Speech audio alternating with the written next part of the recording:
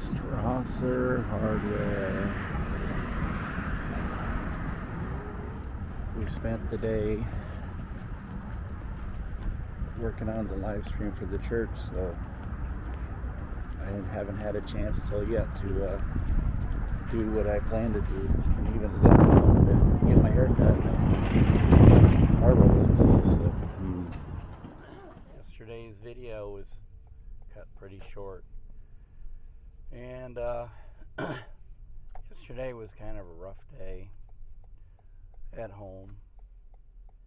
Just situation with the kiddos, and it happens, but it's just a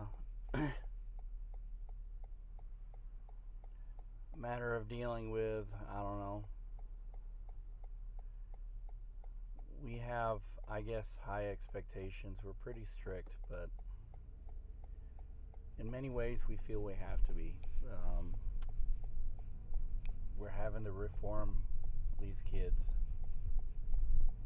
and reformat, pretty much the same. They've been used to getting away with a lot of stuff, and so we're having to center them, and when they don't meet expectations of us, which means ultimately they're not going to meet their own expectations, then we got to have a come to Jesus meeting. So there was that, and mainly there's a bit of a defiance issue with the youngest one. When we tell him to do something, he's kind of trying to get away with telling us no, he's not going to do it, and we say no, you are going to do it, and if you don't want to do it, then life is not going to be easy for you. So and this is just a parental issue that a lot of people have, and it's kind of a normal thing, but it's still, let's just say that I'm really tired right now. Part of the problem is that kids were told to let me sleep during the day, and and we know they are fully capable. I mean, to their credit, they have proven that they are responsible enough, at least in this regard, to take care of things. But yesterday we were a little bit feeling our oats, and I wasn't able to sleep very well, so I'm paying for it now, and they kind of paid for it yesterday afternoon. And that's all I can say about that. And I spent a good part of yesterday afternoon, and I'll probably spend part of this afternoon after I got up from my sleep. Yesterday I went to the church to show Father Gary how to operate the system, because I won't be able to be there for all of the masses that they want to cover. And so we've come up with a simple way of streaming. It's not the best, but it works. And we spent a good part of the day yesterday kind of troubleshooting, seeing what it looks like, because we had access to a computer hooked to a big screen where it's going to be screened. Now this is where a live stream has become critical.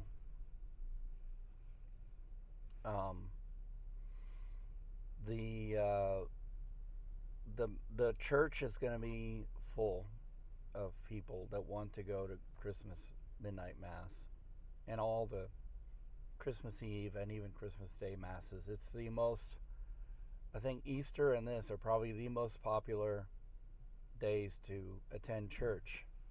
And so with a very limited capacity due to the beer flu, they're giving out tickets to people. And when they run out of tickets, then a lot of people are going to be disappointed. Well, to try and combat that, they've got the adjoining school. They're using the gym, and they're projecting the mass via the live stream onto a screen And so some of the people who couldn't make it into the church will go in there, and hopefully everybody who wants to attend in some way or another can, although being in the gym is not as desirable as actually being in the church, and it's going to be completely new and different for a lot of people. But we're doing the best that we can, and the beer flu is where the whole live streaming concept all over the world has really come into its own as a useful tool, as an invaluable resource to be used when you just can't be in certain places in person. I mean, people all over the world are now working via the internet and attending meetings and learning what they need to learn and doing what the tasks they need to do via live streaming platforms such as Zoom and even YouTube and things like that. And so it's really, really wide open. And when I approached Father Gary about doing this, when Easter came and we went into the complete lockdown, whereas nobody could be in the church, it was like, well, how are we going to continue doing the masses and letting people meet their holy obligations? And so we did it via the live stream platform and kept going through the worst part of the lockdown of the pandemic. Now, so far we haven't locked down the way we did back in March and April, but hopefully we won't have to. But it has demonstrated the need for this type of thing going forward, and so that's what I've been doing. And I'm hoping to, I don't know necessarily a business, but I'm hoping to build kind of a thing. I call it the Kansas City Media Resource Center. And essentially it's providing resources for people who don't necessarily have a complete budget to build the resources of their own media resources. That includes live streaming,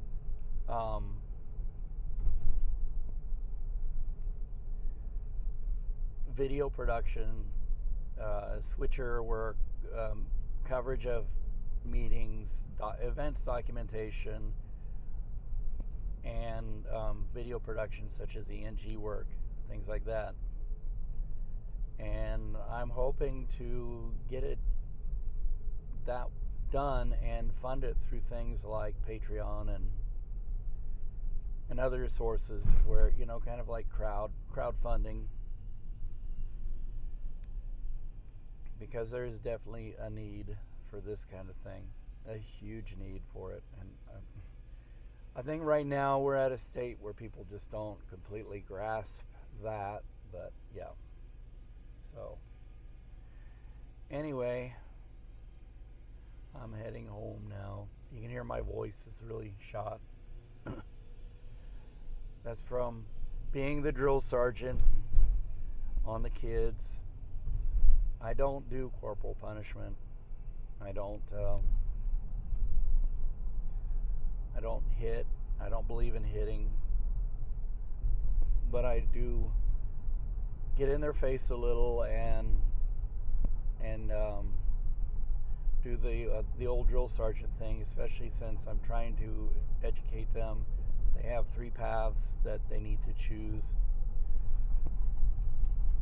The most desirable path is to study, get good grades, go to college, and have your choice of careers that you want to be able to take care of yourself. The second one is to work in trades. And then the third one is military. And I have to be very careful about how I word the next sentence. I've thought about it. military is great if you really want to do that. If that is what you want, their calling in life, serving your country is a good thing for you. As long as you are aware that by doing such, you can be asked to be put in dangerous and deadly situations. Now, majority of people who serve the military serve their time and never even come close to those situations. But that the presence of that danger is there.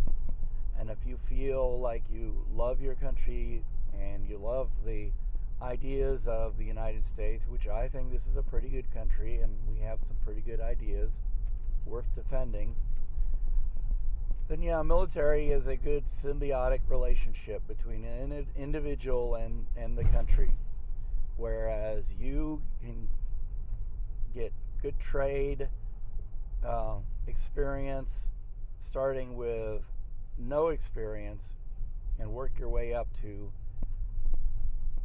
having a good trade, and there's money for college and all sorts of things. But, the downside is that you have to be ready to give your life for your country. As long as you know that and are willing to do it, it's great. I have met a lot of people, though, who are not willing to do that in the military, who treat the military like it's another form of welfare. And those people usually don't meet with much success. They flounder, they flop, they fail. And I speak as a person who probably did middling in the military when I served. So I'm trying to be objective on this line of thought. Just saying, I'm not being judgmental. I'm just saying that when people join the military with the idea that Uncle Sam is going to take care of them, and then they suddenly discover that Uncle Sam may have a job for them that they don't want to do, you can't just back out and say, oh no, I'm not going to serve in a war. I only got in for college money, or I only got in because I couldn't make it on minimum wage and I've already produced a couple of kids. Things like that. And that happens all the time. And I when I was in the military, I met people who were like that.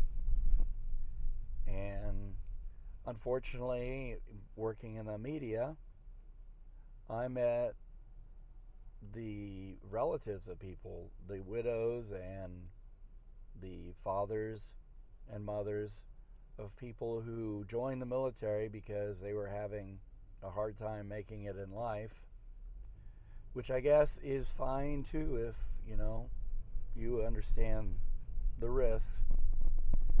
And but I have met people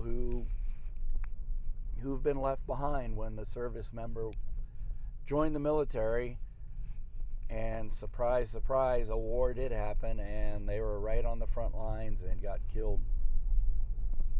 And so there is that. This is kind of like now me giving a dad talk and sounding like a dad. So whatever the kids choose, I hope they don't choose options that are not really options, like dropping out of school, or